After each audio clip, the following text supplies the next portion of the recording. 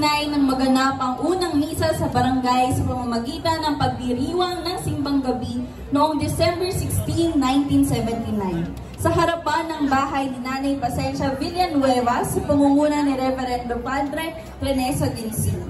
Taong 1984 na ipatayo ang unang kapilya sa kanto ng Manggahan sa pamamagitan ng pagpapahiram ng lupa ng pamilya Lumonsad.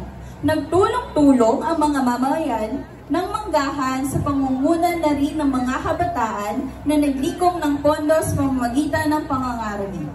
April 5, 1984 naman nang unang ipagdiwang ang kapistahan ni San Vicente Ferrer sa pamumuno ni Reverendo Padre Rene Saginsin at dito rin ay unang ipinagdiwang ang kapistahan sa buong barangay.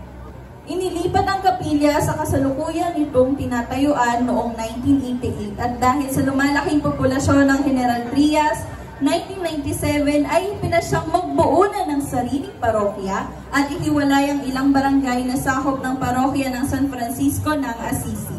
Sa pangunguna ni Reverendo Padre Pedro Arrigo, pinahintulutan ni Obispo Manuel Sobreviñas na maging isang pastoral center ito. Itinalaga si Reverendo Padre Lino de Castro bilang tagapangasiwa ng pastoral center. March 18, 2002, nang idedeklara ng Obispo Antonio Tagle bilang parokya ang San Vicente Ferrer sa pangunguna ni Reverendo Padre Mar de Leon at ito ang ikatlong inianak ng parokya ng San Francisco de Malabon. Ipinagdiriwang ang kapistahan dito ni San Vicente Ferrer tuwing ika-23 ng Enero. Alinsabay sa